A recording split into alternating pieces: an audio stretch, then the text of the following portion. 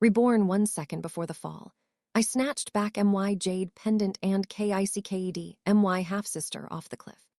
I had died once already. It had not been a dignified death.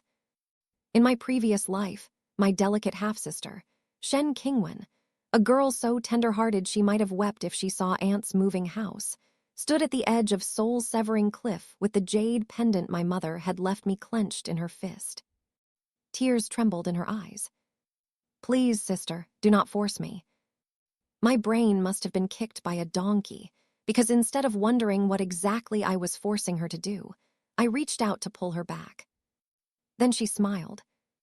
She smiled like a poisonous flower that had finally drunk its fill from a manure pit. The next instant, she shoved me over the cliff. My body shattered on the rocks below. Shen Qingwen kept my jade pendant, claimed to be the long-lost blood descendant my maternal grandfather had searched for all his life, and rose from a concubine-born daughter of a marquis household to the most celebrated noblewoman in the capital. My father applauded her. My fiancé applauded her. Every fool in the capital applauded her. Only after my death did I learn that the jade pendant held proof of my mother's true identity, and half of a military command, token left to me by the house of Duke Jiang. I learned it too late.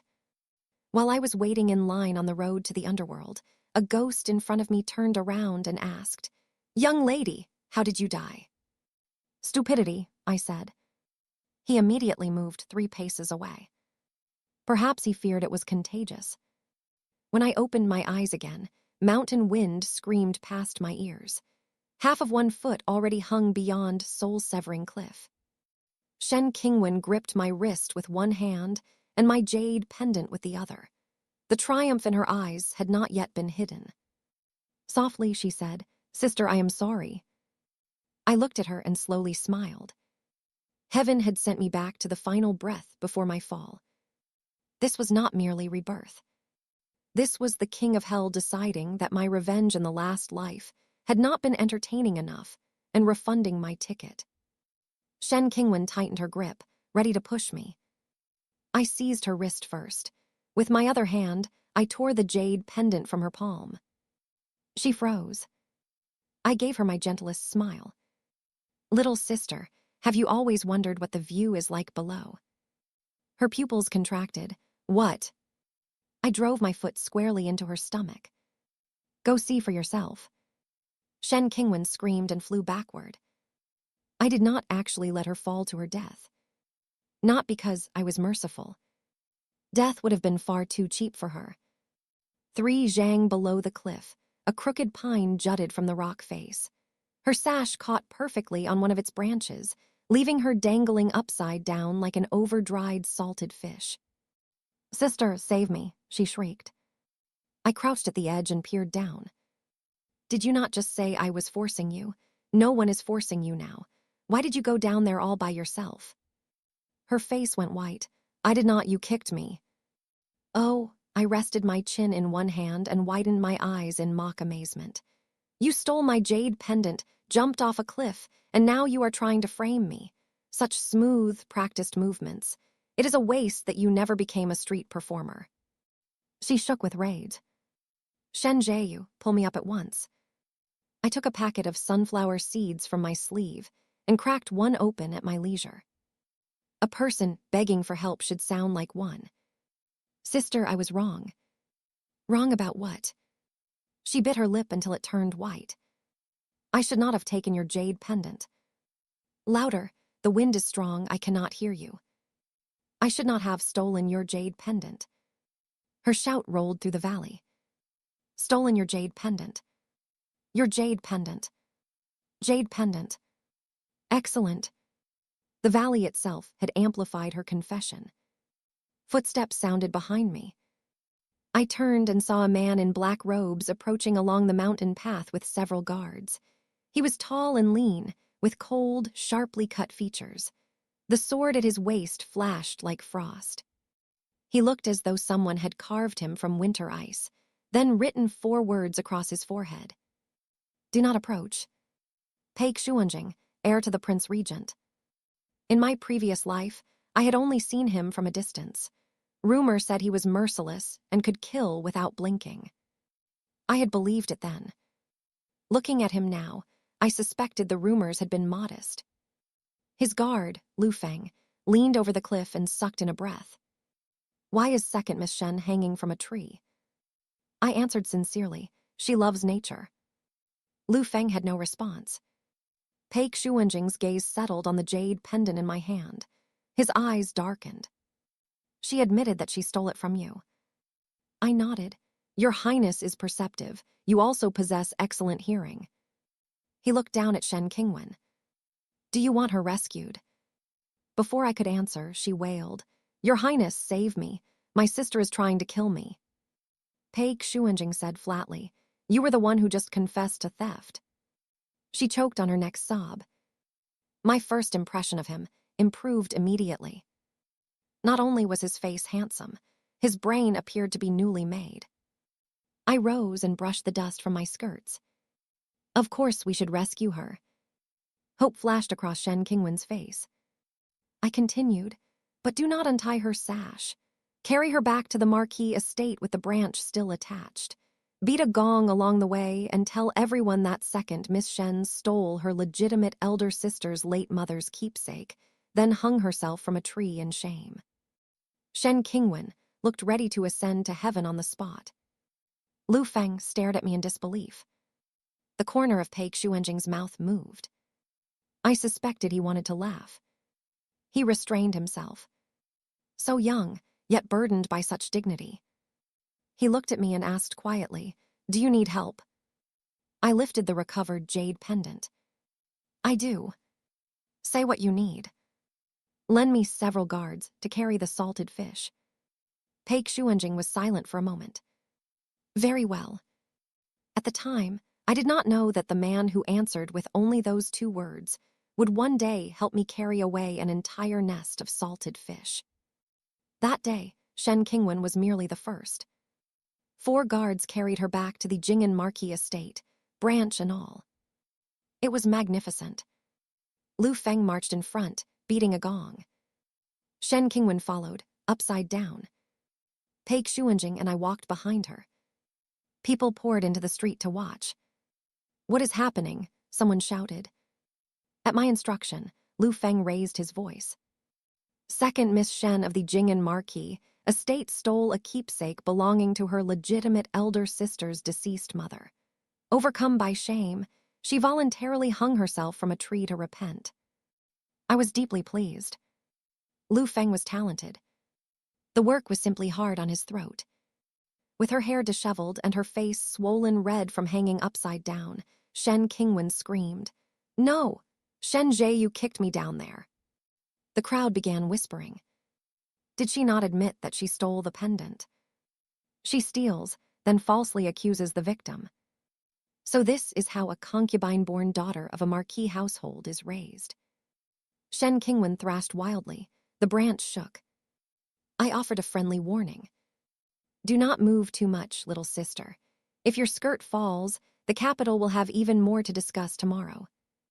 She instantly went still.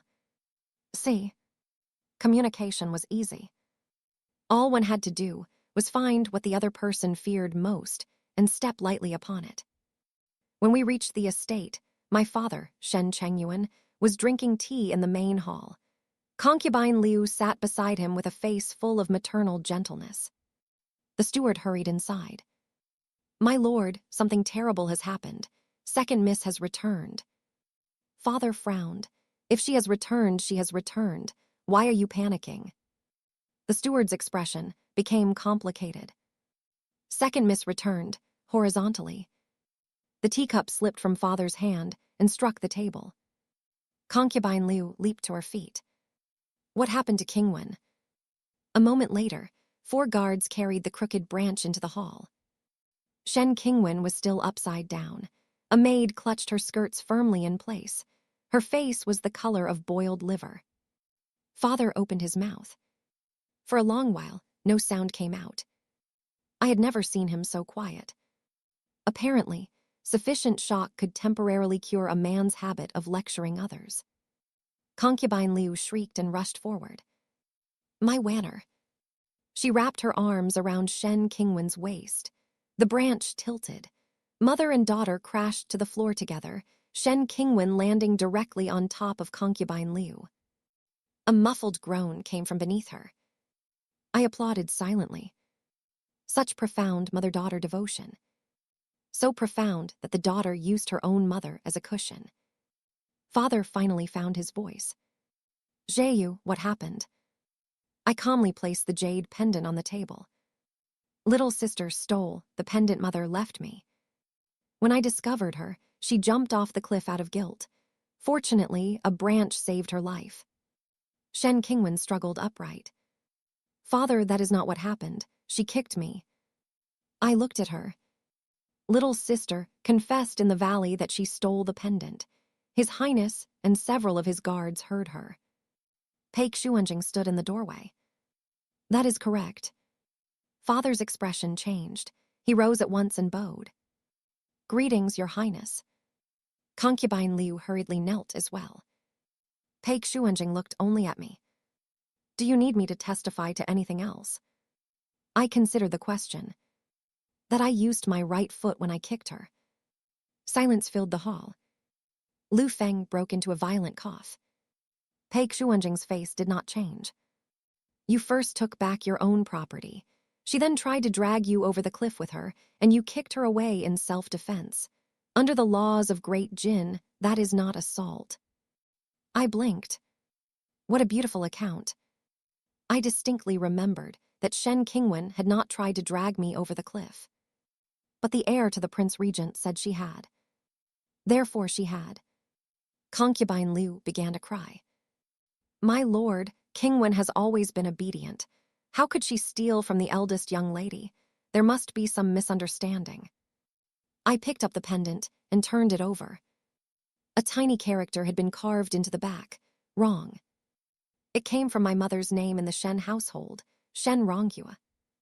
Does concubine Liu mean that after my mother died, she crawled out of her grave to give my sister a keepsake engraved with her own name? Concubine Liu's face turned pale. "That is not what I meant." "Then what did you mean?" She stammered. I stepped closer, smiling with great warmth. "There is no need to hurry, concubine Liu. Take your time and invent something convincing. If it is good, I will send you to a tea house as a storyteller. If it is poor, I will send you to the ancestral hall to chat with our ancestors." "Enough," Father snapped. I turned to him. In my previous life, he had ended every argument over Shen Qingwen's mistakes with those two words. Enough. Meaning I should be silent. Meaning I should endure it. Meaning I should stop making trouble. Unfortunately, my patience had been buried with my broken body at the bottom of soul-severing cliff. "What exactly has been enough, Father?" I asked mildly. "Has little sister stolen enough of my dead mother's belongings? Has concubine Liu defended her enough in public? Or do you believe that because I am the legitimate daughter, I should hand over mother's keepsakes to a concubine-born daughter so that her tears do not ruin her face?" Father's expression turned iron gray. "How can you be so relentless?" I nodded. "That is true." His expression eased slightly. I continued, "I have not been relentless enough." I turned to the steward. "Under the family rules, how is theft from the household punished?" Sweat ran down his temples. 20 strokes, 3 months of confinement, and 100 copies of admonitions for women. I looked at Shen Qingwen. "Little sister is delicate. We can spare her the beating." Concubine Liu had just begun to breathe again when I added, "Instead, she will copy the section on theft from the Great Jin Code 1,000 times. Every day, she will sit outside the capital prefecture and copy it in public. The people can supervise her, and no one will be able to say that the Marquis estate shields criminals." Shen Qingwen jerked her head up. "No." I smiled. "Look at that. She loves the law of theft so deeply that merely hearing about it makes her tremble." Paik Shuanjing added in the same calm tone, "The governor of the capital prefecture is a rigorous man. I will ask him to supervise personally." Shen Qingwen's eyes rolled back. She fainted stiff as a board. I looked down at her. Again. Then I told the maids, "Carry her to the capital prefecture before she wakes. The wind is strong on the road. It will bring her around quickly." Father looked at Pei Xuanjing as if he had 100 questions and dared ask none of them. He clearly did not understand why a man famous for ignoring other people's affairs had suddenly chosen to support me. To be honest, neither did I. After we left the hall, I asked, "Why did your highness help me today?" Pei Xuanjing lowered his eyes. "The pendant. You recognize it." I recognize the pattern. His gaze fell upon my palm. It is a hidden mark of the house of Duke Jiang. My heart shifted. The truth I had discovered only after death was already beginning to surface. "Bring the pendant to the Prince Regent's residence tomorrow," he said. "I will tell you its secret." I raised an eyebrow. "Are you not afraid I am a villain?" He glanced at Shen Qingwen, being carried out through the gate. "If you are, at least you are honest about it." I laughed. It did not sound like praise. Coming from him, however, it was strangely pleasant. I did not expect someone to break into my courtyard that very night and try to steal the pendant. Apparently, some people were even more impatient than I was. The night was silent. A dark figure climbed over the wall and slipped into my courtyard. He eased open the window with practiced hands. Clearly, it was not his first immoral midnight visit. Unfortunately for him, I had scattered soybeans beneath the window. His foot landed on them. He flew into the air and crashed with a tremendous splash into the wooden tub I had placed below. The tub did not contain water. It contained kitchen slop. I sat beside the bed and lit a candle. "Welcome." The man lifted his head from the tub. A rotten cabbage leaf hung from his hair. I recognized him at once. Jade, concubine Liu's trusted subordinate and the second steward of the Marquis estate. He had probably never imagined that burglary could carry the fragrance of a vegetable market. His face contained the full tragedy of life's unpredictability. "Eldest miss, spare me." I slowly pulled on an outer robe. "Do not beg so quickly. First tell me, did you come into my room to steal an object or to steal a woman?" His face drained of color. This lowly servant would never dare. "If you would never dare, why did you climb through my window? Were you sleepwalking? Did your dreams simply wander into the legitimate young lady's bedchamber?" He lay trembling on the floor. I clapped once. Guards hidden outside the courtyard rushed in. Pei Xuanjing had left them behind before departing. He had said that the Marquis estate might not be safe. At the time, I thought he was being overly cautious. Now I saw that, in addition to a handsome face, he possessed a complete and properly functioning brain. Lu Feng dropped from the wall. When he saw Jade dripping with slop, admiration filled his expression. "Miss Shen prepared for this." I answered modestly, "Only a little. I also prepared a hunting trap, but I decided a broken leg might make him inconvenient to question." Jade trembled harder. I had him dragged into the courtyard and searched in front of everyone. The guards found a packet of sleeping incense, a short knife, and a handwritten note from concubine Liu. It contained a single line: "Recover the jade pendant at all costs. Leave no one alive." Lu Feng's expression darkened. This is evidence of attempted murder. I, however, was delighted. Concubine Liu had delivered such a timely gift. If I did not send her an equally grand present in return, would that not make me appear poorly raised? I had Jade gagged and stuffed into a sack before dawn. On the sack, I ordered 4 large characters embroidered. "A friend of Lady Liu." At first light, I had him delivered to concubine Liu's courtyard with gongs and drums. The entire household gathered. Concubine Liu hurried outside in her robe. The moment she saw the sack, her face turned green. Father frowned. "Jade, what disturbance are you causing now?" I looked innocent. "None at all. A relative came in the dark last night seeking concubine Liu.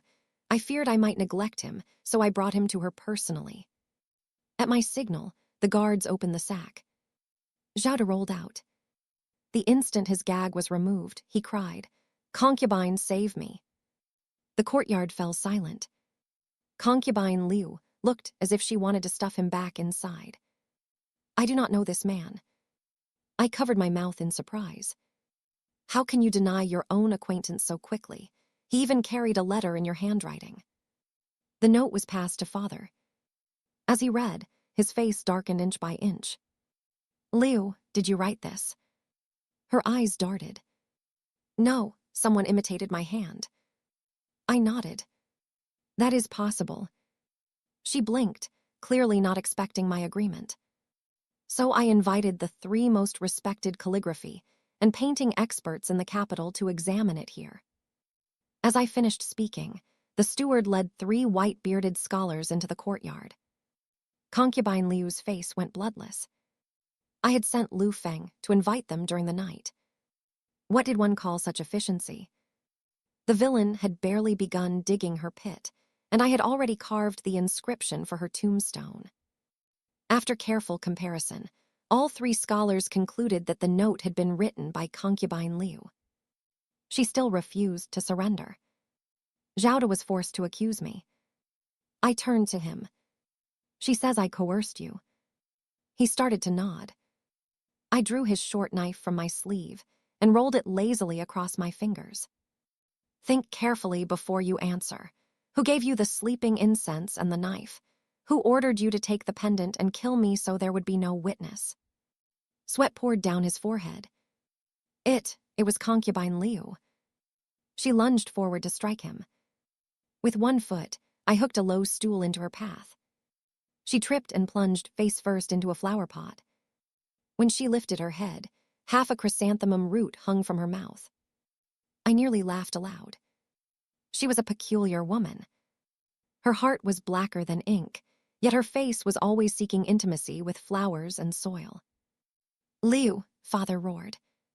Concubine Liu knelt and sobbed. "My lord, I only wanted the pendant brought to me for a look. I never intended to kill the eldest young lady." I pointed at the note. "Did leave no one alive. Mean Jade should spare none of the mosquitoes outside my window." She could not answer.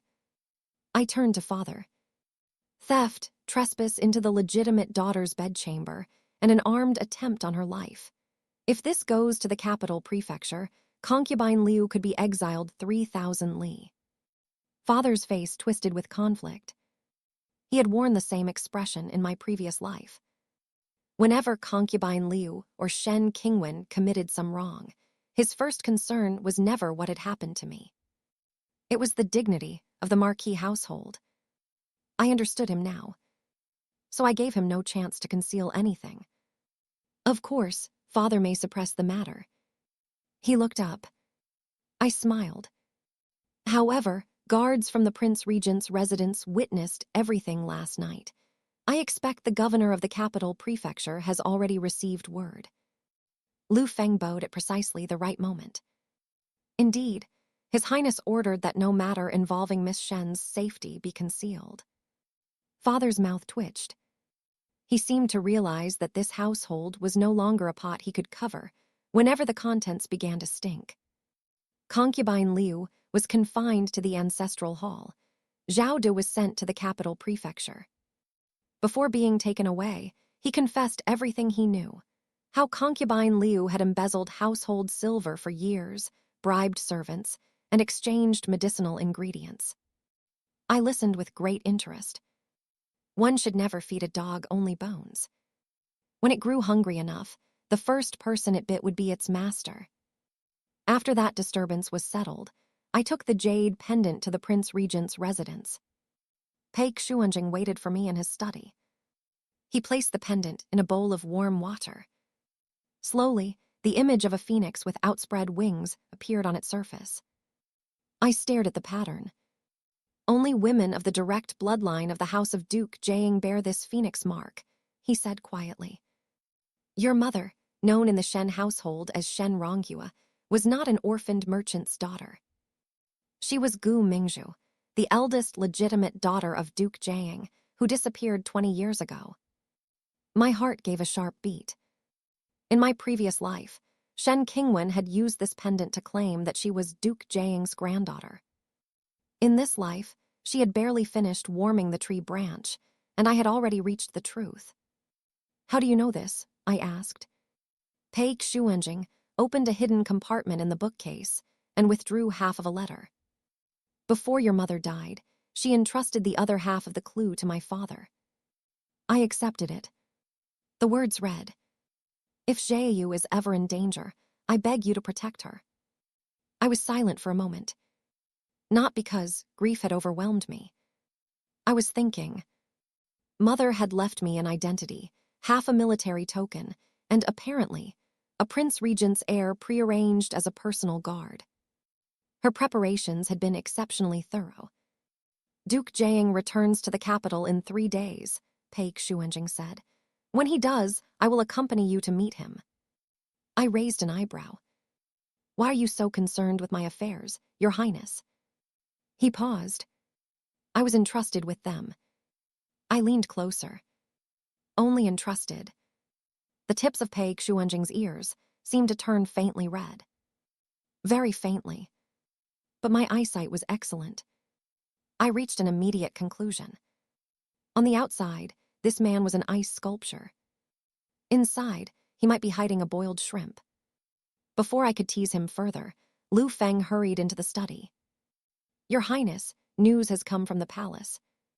Second Miss Shen encountered the third prince today while copying the law outside the capital prefecture." I tapped one finger on the table. In my previous life, Shen Qingwen had risen step by step with the third prince's support. In this life, she had only just come down from the tree and was already searching for a new branch. Excellent. The fish had bitten again. The third prince, Xiao Chengyu, was known throughout the capital as a romantic scholar. Translated honestly, that meant his poems were mediocre, his face was acceptable, he fell in love with every woman he met, and he believed every woman beneath heaven was waiting for his favor. In my previous life, he had been my fiancé. Once Shen Qingwen claimed to be Duke Jiang's granddaughter, he promptly broke our engagement and began courting her. At the time, he told me, "Xiaoyu, your nature is too forceful. You cannot compare to Qingwen's gentleness." Thinking about it now, he had been correct. My nature was forceful. I could kick a person onto a tree. Shen Qingwen was gentle. She only pushed people off cliffs when no one was watching. 3 days later, the Marquis estate held a flower-viewing banquet. Officially, Father arranged it to welcome me home. In truth, he had learned that Duke Jiang was returning and wanted to repair his relationship with me before my value rose beyond his reach. The garden filled with noble ladies from the capital. Shen Qingwen was still under punishment and should not have attended. Yet she appeared in a plain white dress, her eyes faintly red and her face free of powder. She looked fragile enough to break beneath a breath. If I had not personally watched her push me off a cliff, I might have believed the performance. Now, when I looked at her, I saw a weasel wearing rabbit skin. Rented rabbit skin. She approached and curtsied. "Sister, everything that happened a few days ago was my fault. Please forgive me." Whispers rose around us. Some of the young ladies clearly believed I had forced her to apologize in public and was being cruel. I lifted my teacup. "You say you were wrong. What did you do wrong?" Her expression stiffened. I should not have lost my judgment and taken Sister's jade pendant." "What else?" "Else? Zhao De entered my courtyard at night with a knife. Was he not sent by your mother?" Tears flooded her eyes. I knew nothing of what concubine Liu did. I widened my eyes in realization. "So you did not know?" She relaxed. I turned to a maid. "Bring Zhao De's testimony from the capital prefecture. Let everyone see whether he was mistaken when he said second, Miss Shen drew a map of my courtyard with her own hand that night." Shen Qingwen's face turned white. The whispers changed at once. She was involved too. She looked so innocent a moment ago. One truly cannot know a person's heart from her face. Her tears remained trapped in her eyes, unsure whether to fall or retreat. I felt tired just watching her. Acting this hard was probably more exhausting than copying the law 1,000 times. At that moment, Xiao Chengyu entered from the other side of the garden. He wore embroidered robes and carried a folding fan. His smile announced that he believed himself irresistibly elegant. Eldest Miss Shen, Qingwen knows she was wrong. Why must you press her so harshly? I looked at him. The familiar face. The familiar tone. Even the amount of water in his head seemed exactly the same as in my previous life. I set down my cup. Does your highness believe theft, hearing a killer, and attempted murder can be forgiven if the culprit cries attractively? He frowned. Qingwen is innocent by nature. Someone must have led her astray. Shen Qingwen immediately hid behind him. Your highness, please do not quarrel with my sister because of me. Her mouth asked him not to quarrel. Her hand clung firmly to his sleeve. What did one call such a method? Carrying a gong while begging everyone not to listen. I laughed. If the third prince trusts her so completely, perhaps he will guarantee her conduct. He raised an eyebrow. How? I had a written agreement brought forward. If Shen Qingwen ever again commits theft, deception, or malicious accusation, your highness agrees to share responsibility with her. Will you sign? His expression shifted. Shen Qingwen released his sleeve at once. I sneered inwardly. A moment earlier, they had seemed prepared to live and die together. One sheet of paper sent true love fleeing across the garden. This is absurd, Xiao Chengyu said. Does your highness not dare? I deliberately raised my voice. Every guest turned to look. He loved his reputation and could not tolerate being challenged. As expected, he snatched the agreement. Why would I not dare? I trust Qingwen. He signed it and pressed his seal into the paper. Shen Qingwen tried to stop him, but it was too late. I folded the agreement away with a sincere smile. Your highness is truly loyal and righteous. The document could not literally cause a prince to be physically punished for her crimes.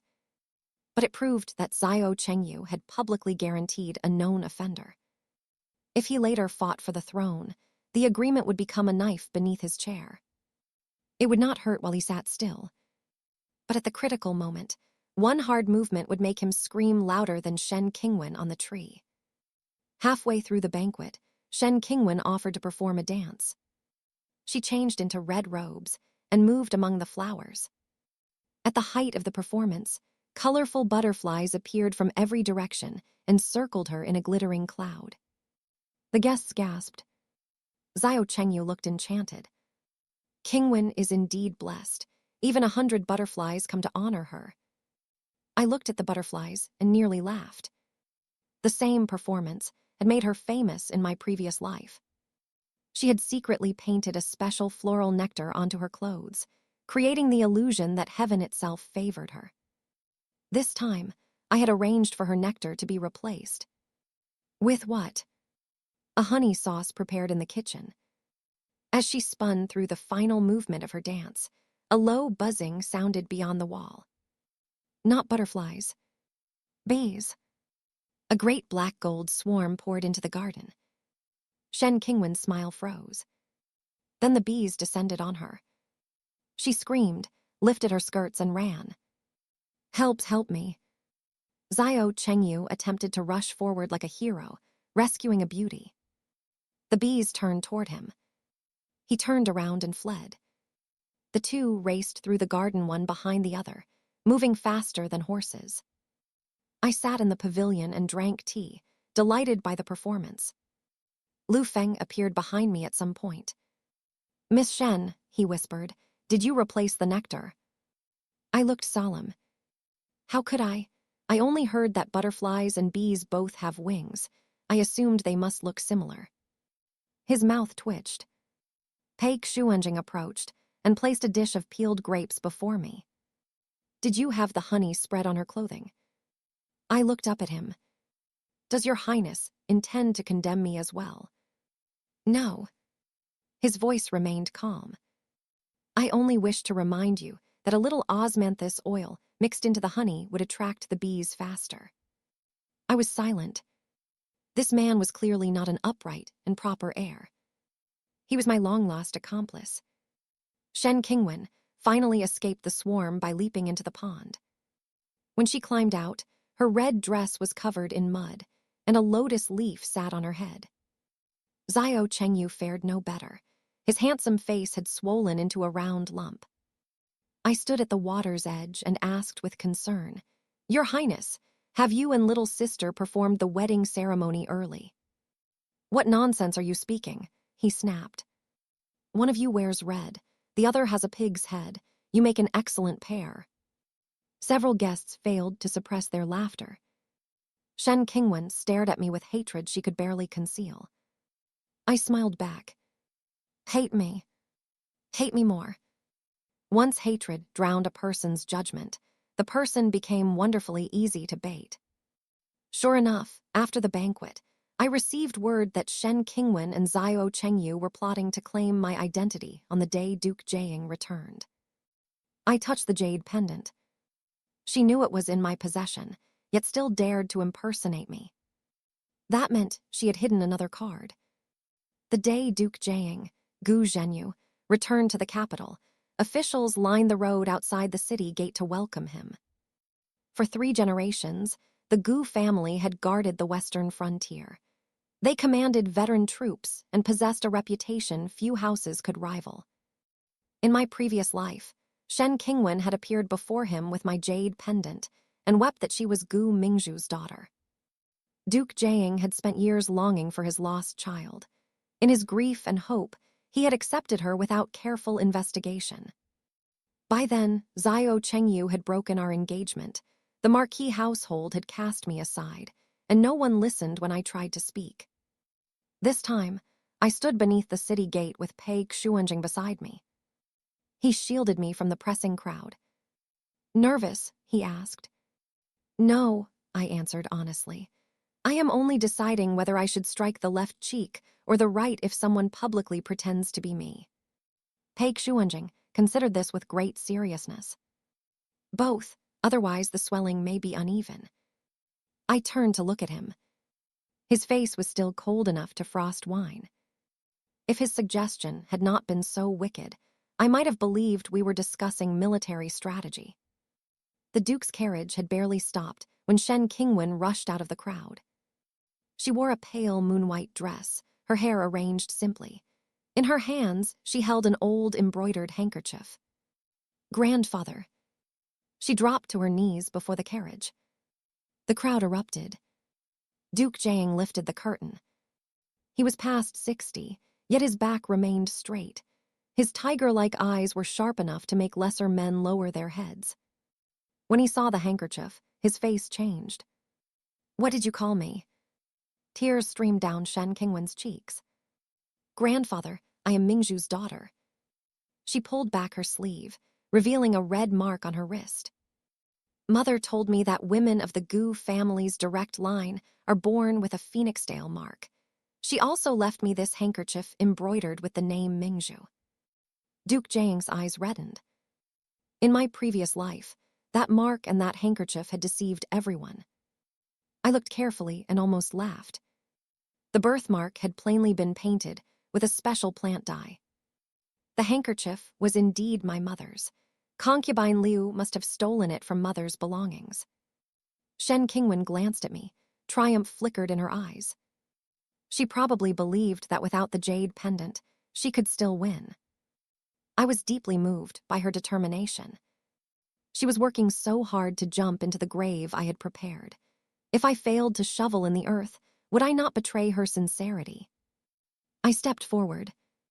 Little sister, were you not born to concubine Liu? Shen Qingwen looked pained. Sister, since matters have come this far, I will no longer hide the truth. Concubine Liu only raised me at mother's request. I am the true blood descendant of the Gu family. Whispers spread. Father stood among the officials. his expression changing again and again. Clearly, even he had not known Shen Qingwen planned such a performance. "You say you are my mother's daughter," I said. "Do you have proof of your birth?" She lifted the handkerchief. "This is the proof." I nodded. "A handkerchief stolen from my mother's chest and a birthmark painted with rouge. That is your proof." "It is not painted." "Then wash it." At my signal, servants carried forward a basin of clean water. Shen Qingwen instinctively pulled her hand back into her sleeve. "It would be improper to wash myself in public." I smiled. "You were not embarrassed to hang from a tree. Why be embarrassed to wash your hand?" Laughter stirred in the crowd. Xiao Chengyu stepped forward to defend her. "Shen Zheyu, stop causing trouble. A birthmark is natural.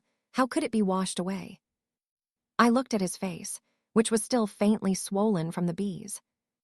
"Your Highness knows so much. A bee sting truly made your brain larger." His face turned purple. Pei Xuanjing spoke before he could answer. "If the mark is real, washing it can do no harm."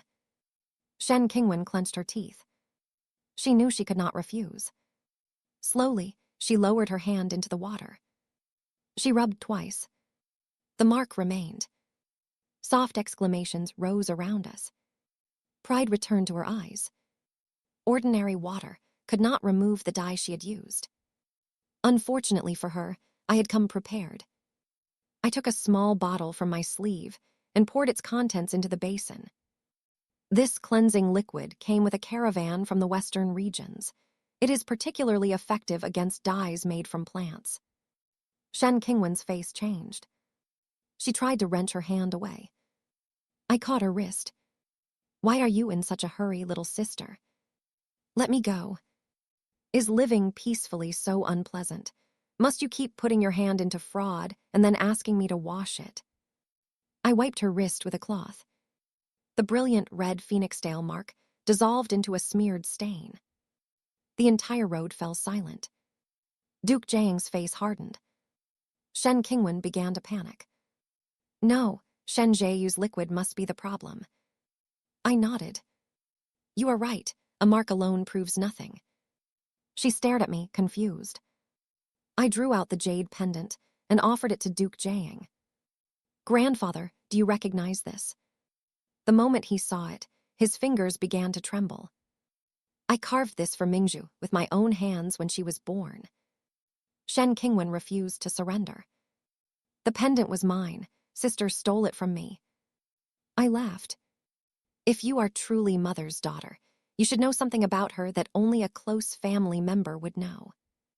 Shen Qingwen opened her mouth. Nothing came out. I spoke calmly. "Mother had a scar 3 inches long on her left shoulder. She received it at 12 when she escaped from human traffickers. She disliked sweets. She feared thunder. Before sleeping, she always kept a short blade beneath her pillow. Before her death, she wrote a letter in blood explaining her identity, the secret of the pendant, and the hidden Gu family pattern." I took out my half of the letter. "The handwriting can be examined. The blood can also be examined." At the same time, Pei Xuanjing produced the other half. The torn edges fitted perfectly. Duke Jiang read the completed letter. His eyes reddened, but he did not weep. He looked up. "Child, come here." I walked to him. He studied my face for a long time. Then he raised one hand and struck himself hard across the cheek. The crowd gasped. I froze as well. His voice was hoarse. "Your grandfather came too late." I caught his wrist. "You did." Silence spread. Even he seemed startled by my answer. I continued, "So when you compensate me in the future, do not be stingy with gold, jewels, or property. Affection can be cultivated slowly. You may give me the treasury keys first." Duke Jiang stared at me. Then he threw back his head and laughed. "Good, you shall have all of it." At once, I felt much better. A family reunion without a discussion of money was only half as affectionate. Shen Qingwen remained on her knees, white-faced. Duke Jiang looked at her coldly. impersonating the Gu bloodline, forging a birthmark, stealing Mingzhu's belongings. The capital prefecture will investigate this matter. Xiao Chengyu immediately said, "Your Grace." Qingwen merely lost her judgment for a moment. I drew out the guarantee he had signed.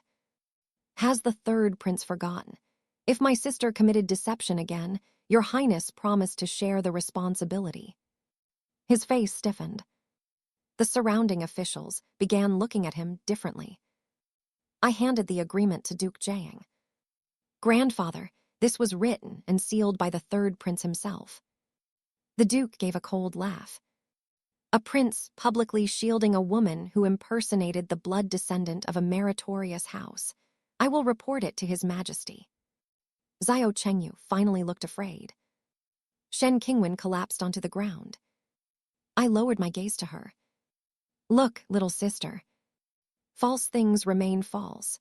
No matter how beautifully they are painted, once washed, they become nothing but a basin of filth." She glared at me. "You knew all along." I gave her my brightest smile. "What did you think?"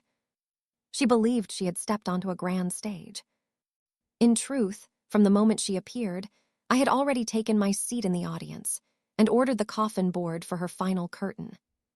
After the recognition, Duke Jiang publicly announced that I was the Gu family's only granddaughter. He transferred to me every estate, farm, and shop my mother had left behind. Father stood to one side with a complicated expression. Perhaps he had finally realized that the legitimate daughter he had ignored could live very well without the Marquis household. So well that he might wish to kneel and cling to my leg. Unfortunately, my legs were designed for kicking people. They were not available for foolish fathers to embrace. That evening, an imperial decree arrived. Because he had failed to judge character and had shielded fraud, the third prince was ordered into 3 months of confinement. Shen Qingwen, whose case still required formal examination, was returned to the Marquis estate under guard. The same night she came back, concubine Liu escaped from the ancestral hall. 100,000 taels in banknotes disappeared from the household treasury with her. Father nearly fainted from rage. I knew, however, that concubine Liu was not merely fleeing for her life. She was taking the money to the person behind everything. Father immediately ordered a citywide search. I was not worried. In my previous life, concubine Liu had used this same period to meet private salt smugglers connected to the western frontier. For years, she had used the name and protection of the Marquis estate to transport illicit salt. Most of the profits went to the third prince, who used the money to build a private army.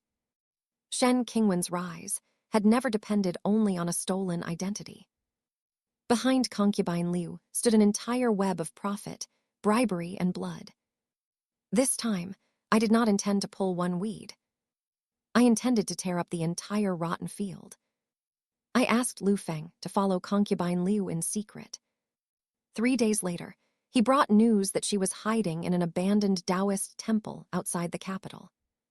Pei Xuanjing was reading confidential reports in his study when I pushed open the door. "Your Highness, lend me soldiers." He did not look up. "How many?" 30. "For what?" "To capture a concubine, search her lair, and see whether any silver happens to be lying around." He set down the report. "I will come with you." I raised an eyebrow. "Are you so idle?" "No." He rose and fastened my cloak himself. "But you are more important." I paused. This man usually guarded every word, as though language cost gold. On the rare occasion he said something human, it struck harder than an arrow. I cleared my throat. "Your Highness, your words are unusually sweet. Have you been stealing sugar?" "No." "Then say another." He turned and walked toward the door. The tips of his ears were red again. I was delighted. Teasing Pei Xuanjing was much safer than teasing Shen Qingwen. At least it did not attract bees. That night, we surrounded the temple. Concubine Liu sat in a side hall speaking with a salt smuggler. He was a broad, hard-faced man with a saber at his waist. He accepted the banknotes from her and asked coldly, "Your daughter failed to claim the Gu identity. The third prince is confined. What can you still accomplish?" Concubine Liu clenched her teeth. If Shen Zheyu dies, Qingwen may still replace her.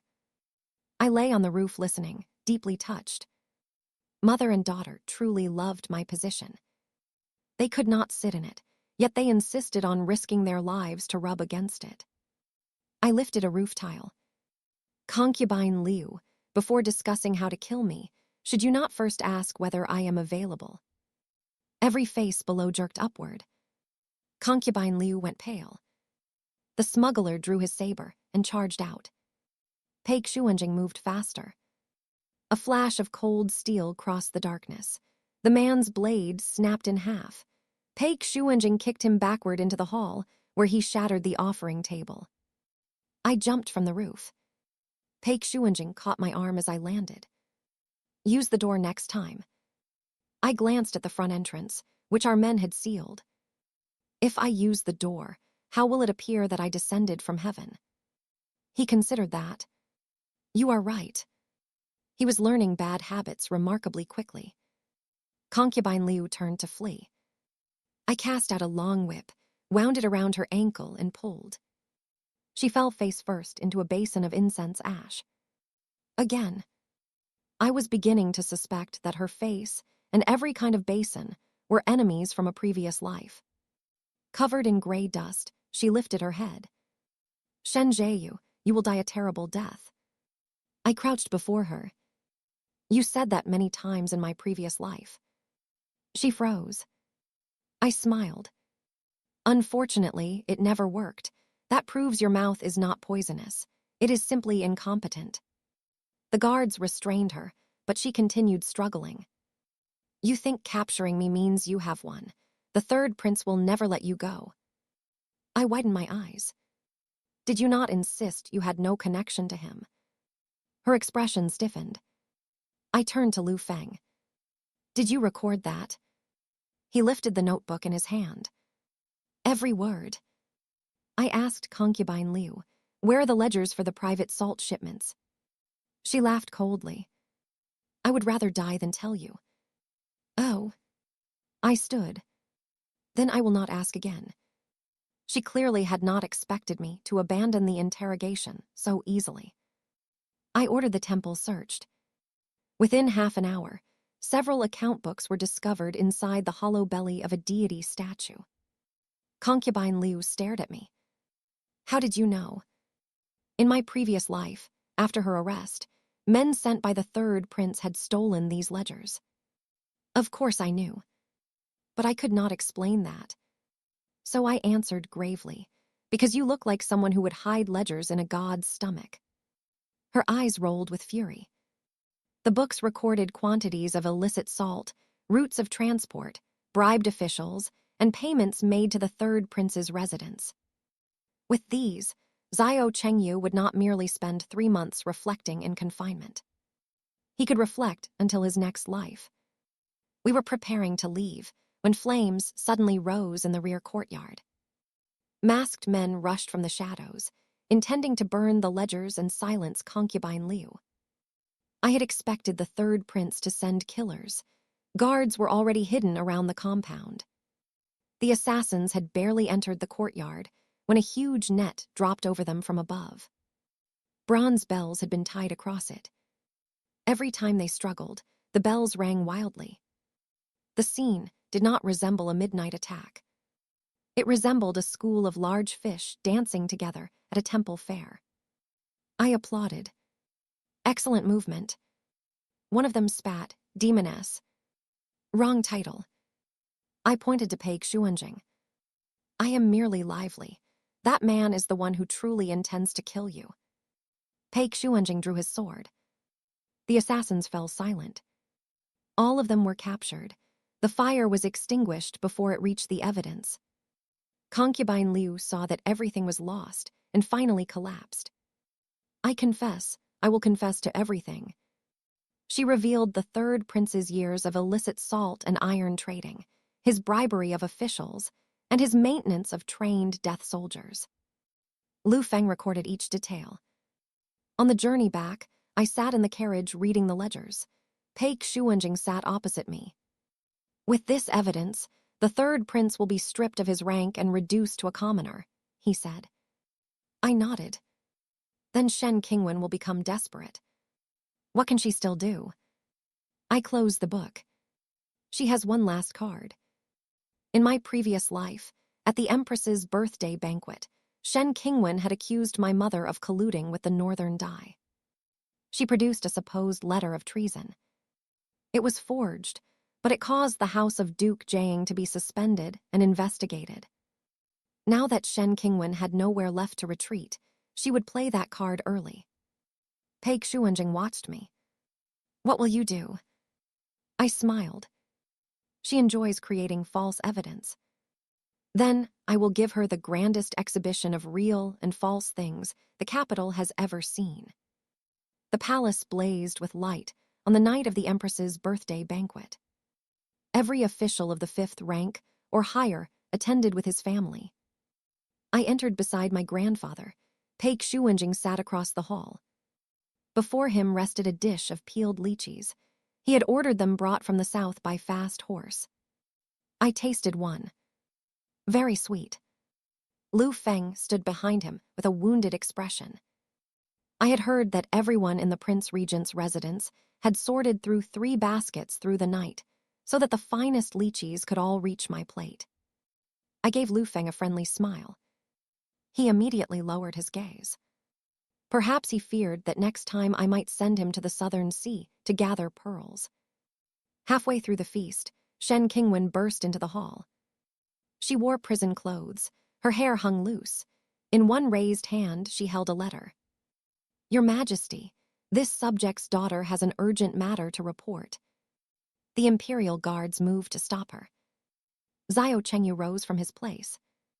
Although he remained under confinement, he had been permitted to attend his mother's birthday celebration.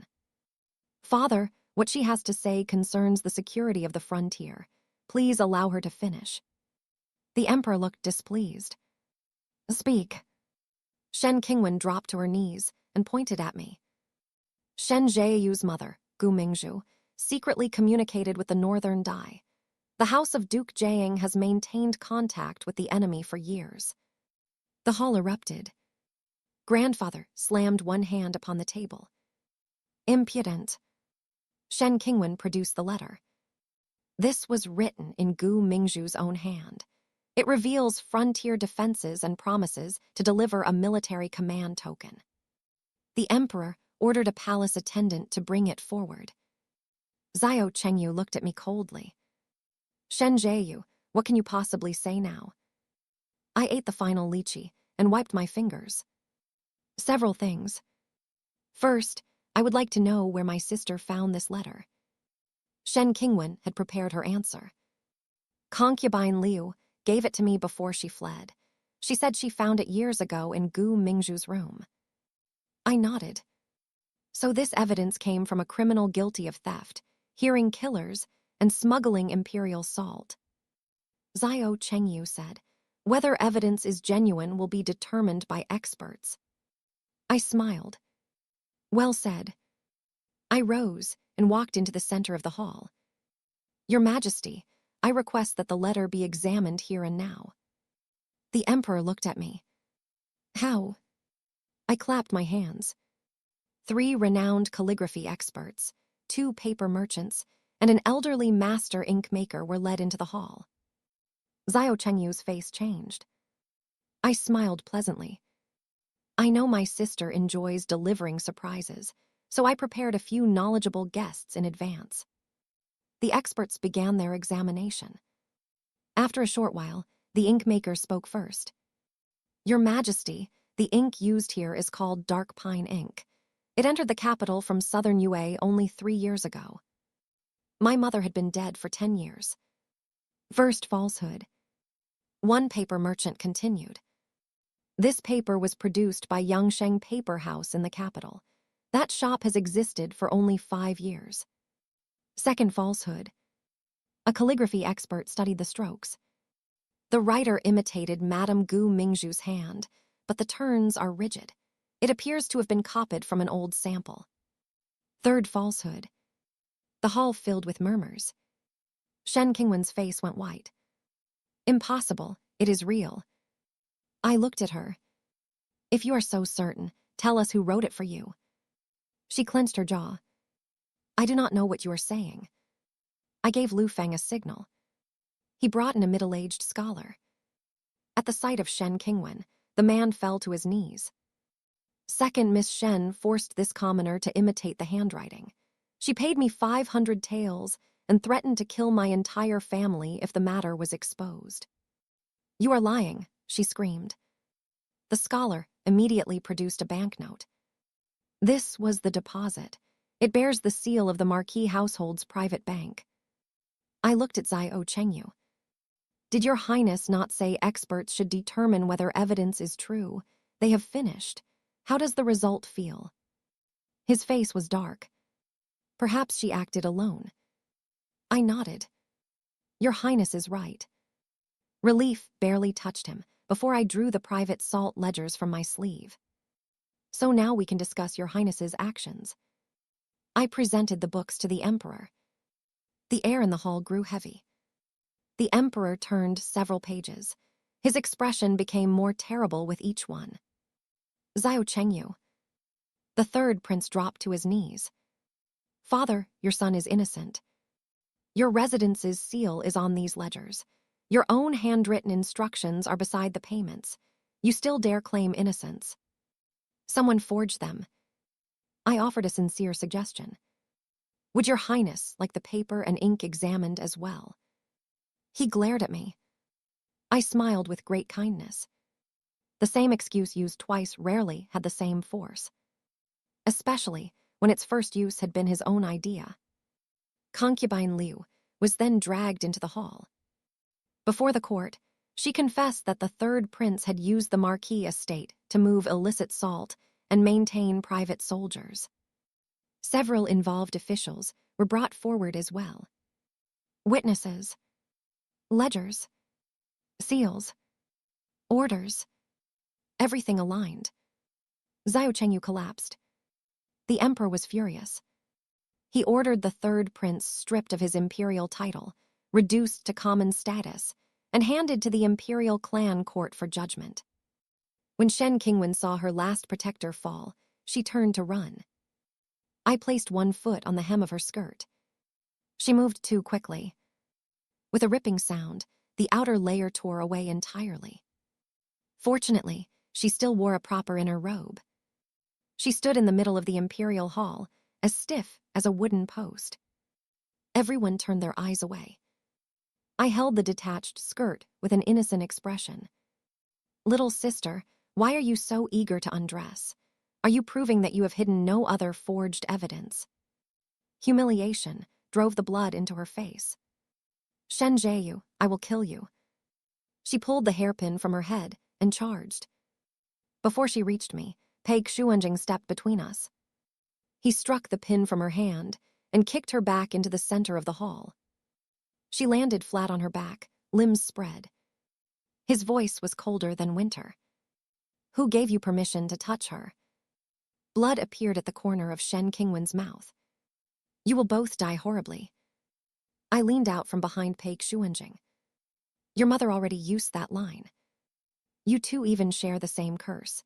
Your household is impressively economical. Her eyes rolled back. She fainted. I walked over and nudged the toe of her shoe. Is it real this time? Lu Feng, now highly experienced, answered, Carry her toward the capital prefecture. The road is windy. She will wake quickly. I nodded with satisfaction. The child had grown. He could answer before I even asked. The emperor's final decree was severe.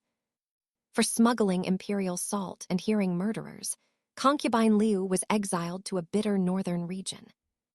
Xiao Chengyu was removed from the imperial registry and imprisoned for life. For forging evidence, slandering a meritorious house, and impersonating another bloodline, Shen Qingwen was sentenced to exile 3,000 li from the capital and forbidden to return for the rest of her life. She woke while being dragged from the hall and screamed that she was the woman chosen by destiny. I stood at the palace doors and waved. Travel carefully, little sister. 3,000 li is a long distance. Make sure the blisters on your feet grow symmetrically. Afterward, the emperor publicly restored the honor of the house of Duke Jiang. He granted me the title Princess Jiahua, a commandery title with its own stipend and rank. Congratulations surrounded me. I looked only at Pei Xuanjing. He stood beneath the palace lamps, his features as cold as ever, but his eyes never left me. After the banquet, he escorted me from the palace. At the end of a long corridor, he stopped. Shen Jiayu. Oh, you are now a commandery princess. I nodded. I know, the stipend should be generous. He was silent for a moment. I was not asking about the stipend. Then what were you asking? Pei Xuanjing took a jade ornament from his robe. I wished to ask whether you would become the wife of the Prince Regent's heir. I looked at the jade. Then at him. Is your highness proposing marriage? Yes. How much is the betrothal gift? He appeared to have prepared for that question. Half the Prince Regent's estate, 3 manors in the Western Hills, 18 shops in the capital, 10,000 taels of gold. My heart jumped. Love had arrived very suddenly. Mostly because the betrothal gift landed with such force. I pretended to think. What about the other half of the estate? Pei Xuanjing met my eyes. After the wedding, that will belong to you as well. I snatched the jade from his hand. Agreed. He blinked. You do not wish to consider longer. I spoke with perfect righteousness. How can one hesitate over marriage? Every breath of delay is disrespectful to 10,000 taels of gold. At last, Pei Xuanjing smiled. The smile was faint, but it seemed to brighten the cold corridor. I studied him. Handsome. Wealthy. Willing to help me dig traps for people.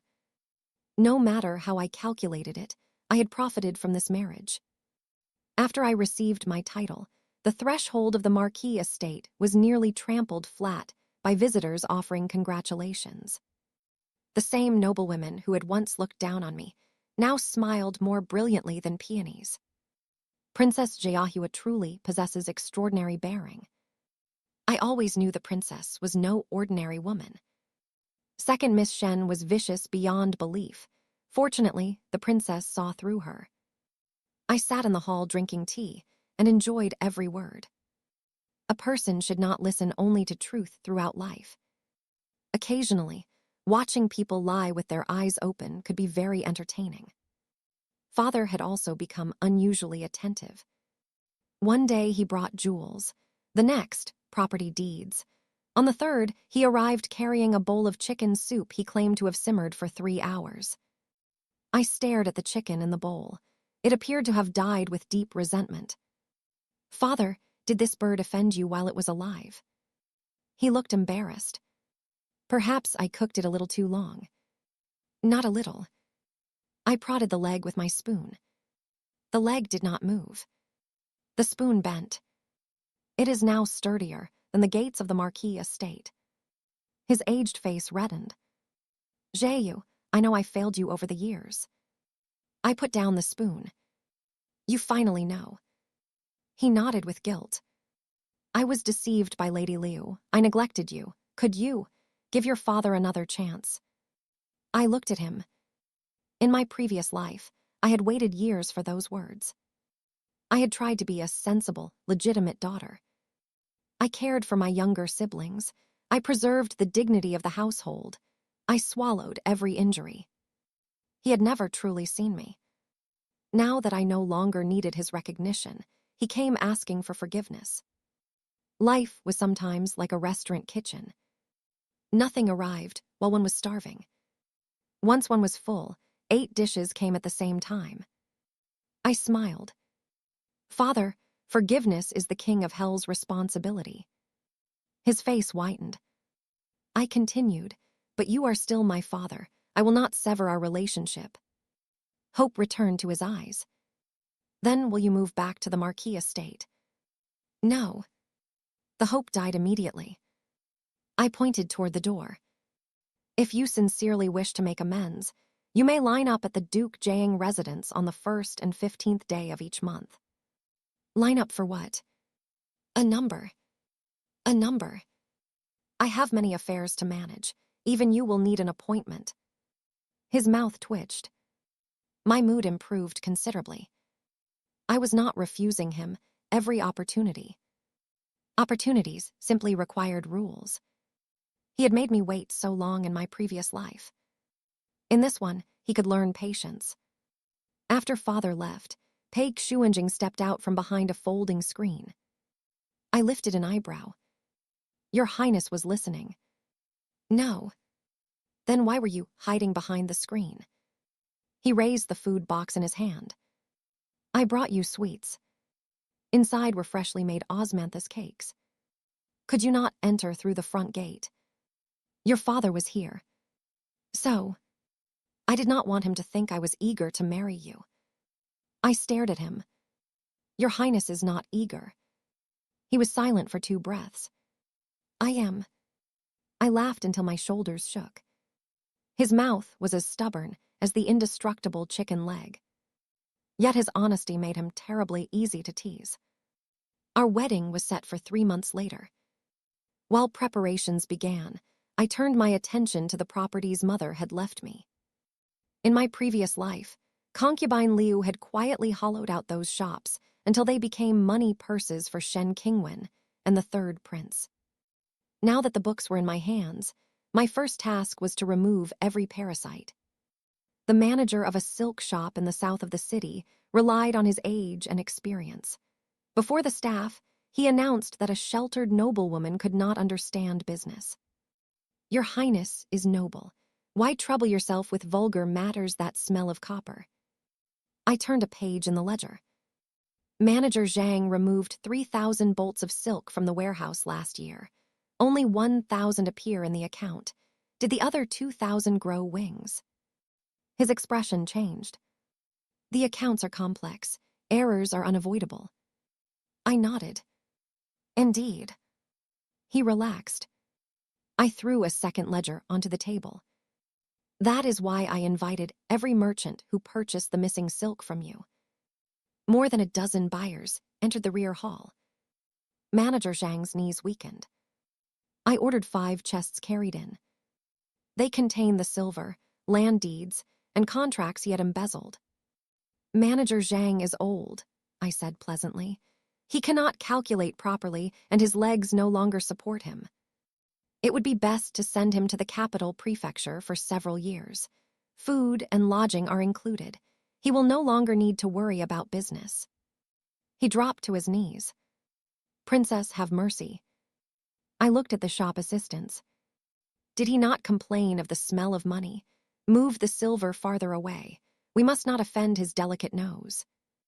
The assistants lowered their heads to hide their smiles. Within 1 month, I investigated 18 shops and removed 7 corrupt managers. Business increased by 30%. A saying began to circulate through the capital.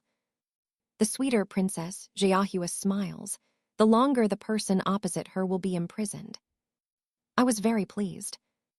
At least the public understood me accurately. As the wedding drew near, an urgent report arrived from the frontier. The Northern Dai had crossed the border in force. Grandfather's old wounds had returned, leaving him unable to command the army personally. Some ministers urged the emperor to surrender territory in exchange for peace. Pei Xuanjing volunteered to lead the expedition.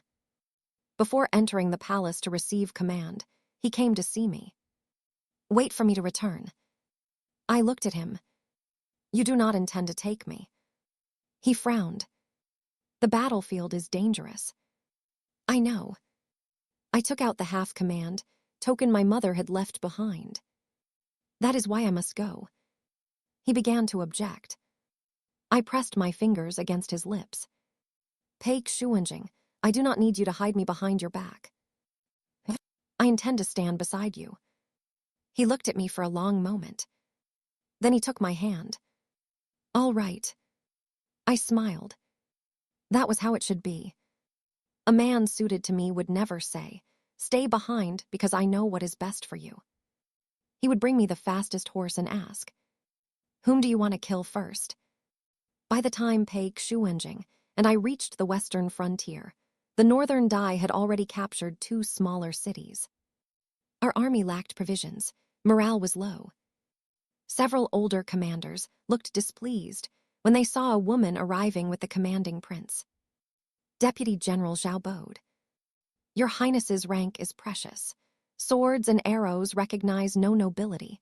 It would be safer for you to remain behind the lines." I asked, "Did General Zhao inspect the camp last night?" He blinked. "Of course." "Then why are 200 she of grain missing from the southwestern storehouse? Why were rotting herbs thrown into the northern well? And why was last night's patrol password sent outside the city to a northern Dai spy?" His face changed. The commanders erupted. I shoved a captured man into the tent. He was hiding among the kitchen workers. Tonight, he intended to burn our grain. General Zhao stared. "How did the princess discover him?" I looked at the spy. Everyone in the army knows the frontier lacks food. Yet this kitchen worker throws away half a steamed bun every day. A man who has truly suffered hunger does not waste food. The spy went pale. I laughed inwardly. In my previous life, the Northern Dai had used this exact method to destroy the Western Army's provisions. Of course I knew. But explaining rebirth would make me sound like a mystic. It was safer to appear observant. Pigsty interrogated the spy immediately and uncovered 3 collaborators within the army. When General Zhao looked at me again, the contempt had vanished. "This general underestimated the princess. Please punish me." I waved one hand. "That will not be necessary." He had just begun to relax when I added, "Inspect every latrine in the camp. A spy who can hide in the kitchen can also hide in a latrine." His face froze. "Yes, Your Highness." I was deeply satisfied. The price of looking down on a woman was not particularly high. Only the scent of several hundred latrines. 3 days later, the Northern Dai formed ranks outside the city and issued a challenge. Their forces were twice ours. A direct battle offered little hope. After studying the terrain, I ordered every store in the city to surrender its dried chilies, pepper, mugwort, and firewood. The commanders were baffled. General Zhao had just returned from inspecting latrines. His face carried the weariness of a man who had seen too much. "Does the princess intend to cook for the Northern Dai?" I patted his shoulder. "An imaginative thought, General. Do not have another." The Northern Dai had placed their camp in a valley below the prevailing wind. That night, the wind turned. I ordered the chilies, pepper, and mugwort burned together, then used dozens of enormous turning fans to drive the thick smoke into the enemy camp. Within moments, choking clouds filled the entire valley. Northern Dai soldiers coughed, wept, and stumbled in confusion. Some fled without weapons. Others put on their armor backward. One enemy commander burst from his tent, covered his nose, and shouted, "If the people of the Central Plains possess courage, come fight honorably." I stood on the city wall with a speaking horn of my own design. "You came with twice our number. Where is your honor?" "We have fewer men, so we added more seasoning." The soldiers beside me roared with laughter. While the enemy camp descended into chaos, pigsty led cavalry around the flank. I took another force to burn the Northern Dai provisions and cut off their retreat. The battle ended in a crushing enemy defeat. The captured Northern Dai commander knelt before me with his eyes swollen into narrow lines. "What poison did you use, demoness?" I picked up a dried chili, a common kitchen ingredient. He did not believe me. I held it toward his mouth. "Would you like to taste it?" He recoiled in terror. The battle had not merely broken Northern Dai morale. It had also established the international prestige of the chili pepper. When the invaders retreated, people along the western roads came out to welcome us. The army's attitude toward me had changed from resistance to awe. General Zhao told everyone he met, "The princess possesses divine strategy. She is a female Zhuge Liang." I reminded him, "General Zhao, the northern camp's latrines have not been inspected." His smile vanished. "This general will go at once." After the frontier was secured, Pei Shuenjing and I stood upon the city wall and watched the sunset. An arrow had grazed his shoulder.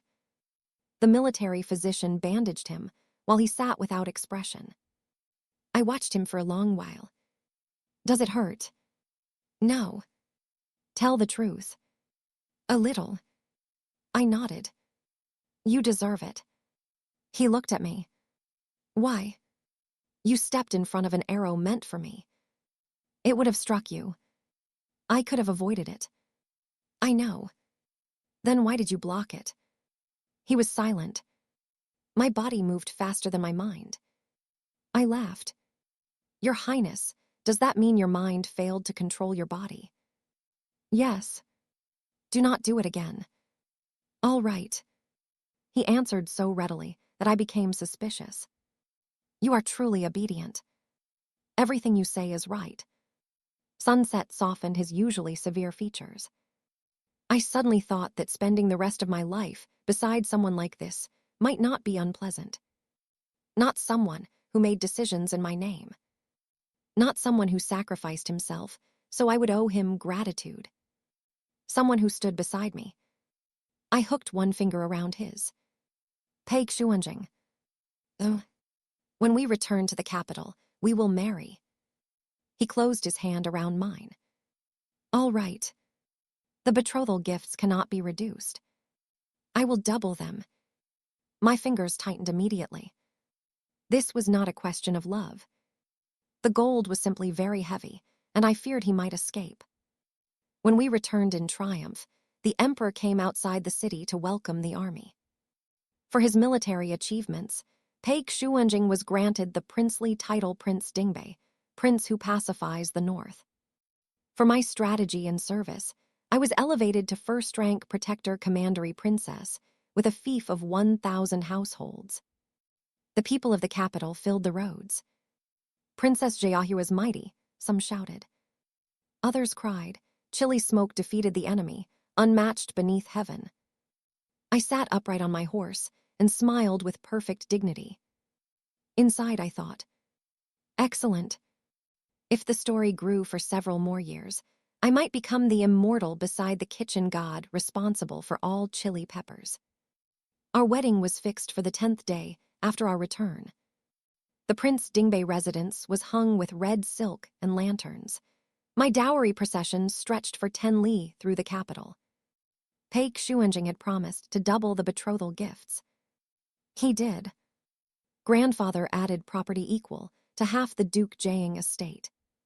Father contributed 30% of the Marquis household's farmland. I looked at the chests filling the courtyard, and for the first time, understood what it meant to possess so much happiness that there was nowhere left to place one's feet. On the morning I left for the wedding, Father stood at the gate with reddened eyes. He seemed ready to speak. I spoke first. "This is a joyful day. You are not permitted to cry." He immediately lifted his head. "I am not crying." "Good. If you cry, I will have to spend silver repairing my makeup." He smiled bitterly. "Jiayu, live well." I looked at him. "I always will." Not because I was marrying someone. Not because the house of Duke Jiang stood behind me. Because in this life, I had finally learned to place myself first. Halfway down the long street, a disturbance rose beyond the wedding sedan. A line of prison carts was being escorted out of the city.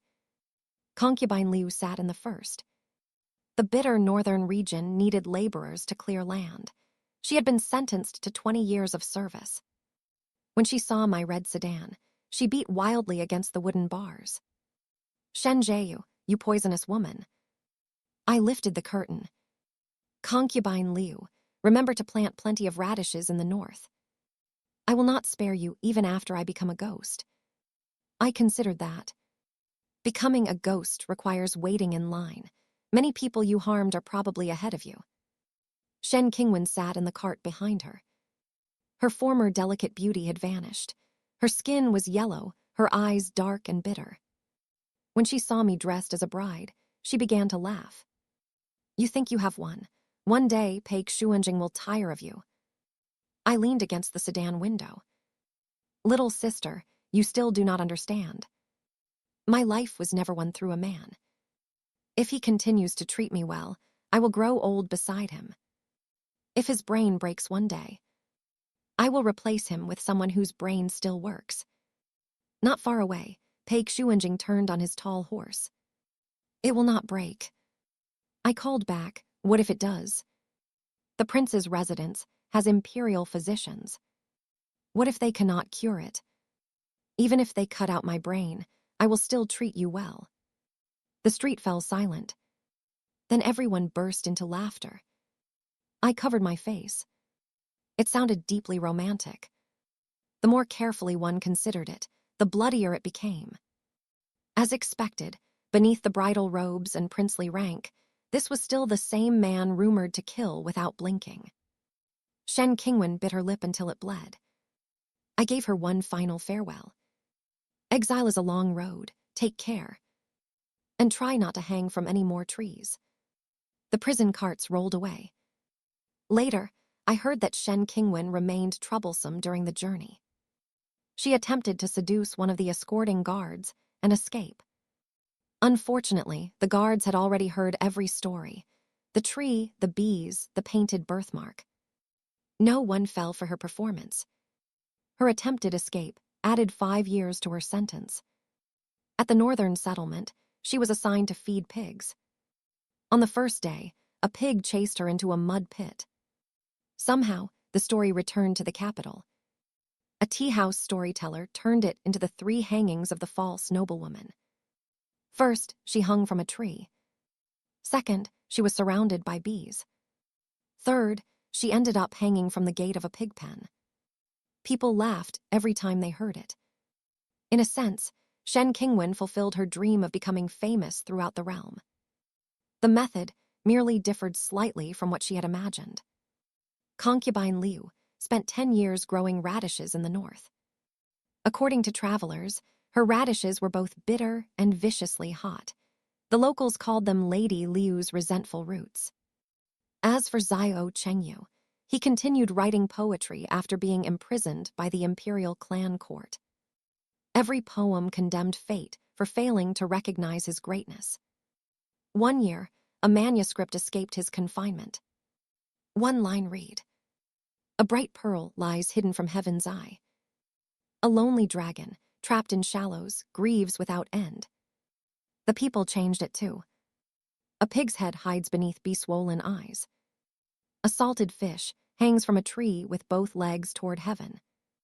The revised version was sung for 100 years. Thus, Xiao Chengyu finally became a famous poet. After the wedding rites were completed, I was escorted into the bridal chamber. Paik Shuanjing entered carrying the faint scent of wine. He came to me and lifted the red veil. Candlelight reflected in his eyes. "How much did your highness drink?" I asked. 3 cups. "Are you drunk?" "No." "Then, when will half of the prince's property be transferred into my name?" He paused. Then he drew a stack of deeds from his robe. "It has already been done." I took them immediately and began checking. 18 shops. 3 country manors. 2 mines. 1 horse farm. Nothing was missing. I nodded with satisfaction. "Your Highness is truly a man who keeps his word." He sat beside me. "You look only at the deeds, not at me." I lifted my eyes. His expression remained cool. His voice remained calm. But displeasure was plainly written in his gaze. I understood. A very large, very loyal hound was jealous. Of property deeds. I leaned closer, hiding my smile. What does your highness wish me to look at? Me. Are you more attractive than land deeds? His expression grew colder. I finally lost control and collapsed against his shoulder, laughing. Pei Xuanjing, how can you be jealous of a few sheets of paper? He wrapped an arm around my waist. You looked at them longer than you looked at me. Because they are valuable. I am also valuable. How valuable? The entire prince's residence is yours. I reached up and pinched his cheek. Then you are indeed extremely valuable. He lowered his head and kissed me. Red candles burned beyond the bed curtains. Osmanthus fragrance drifted through the courtyard. Resting in his arms, I remembered the woman I had been in my previous life. I had tried to please everyone. I wanted to be the good daughter my father praised, the good wife my fiancé desired, the good elder sister Shen Qingwen claimed to need. In the end, everyone had been satisfied. Only I had died. In this life, I would please no one at the cost of myself. Anyone who made me unhappy would discover that I could make them far more unhappy. Anyone who treated me sincerely would receive the best I possessed. As for forgiveness, that was the work of Buddhas and saints. My responsibility was to ensure that wicked people received the consequences they deserved, then sit nearby cracking sunflower seeds. 3 years after our marriage, Pei Xuanjing and I had a son and a daughter. Our son, Peiyan, inherited his father's solemn nature. He wore a serious little face every day. Our daughter, Pela, inherited mine. At 3 years old, she learned to place caterpillars inside her brother's shoes. Peiyan came to complain. Pela planted her hands on her hips. Mother taught me that revenge should be taken immediately. Pei Xuanjing turned to me. My expression did not change. She has talent. He was silent for a moment. She resembles you. Is that bad? No. He lifted our daughter into his arms and took my hand with the other. It is very good. In later years, people in the capital continued telling my story. Some said I was ruthless. Some said I possessed extraordinary cunning. Some said I was the most dangerous woman in Great Jin. I only smiled. They were all wrong. I was very easy to live with. As long as no one plotted against me, stole my belongings, or tried to take my life, I rarely felt the need to kick anyone off a cliff. As for those who insisted on growing tired of living, I could only ask politely, how is the view? Because in this life, I, Shen Zheyu, followed one principle above all others. My happiness belongs to me, and anyone who ruins it, I will send them to hang from a tree until they have properly reflected on life. The end.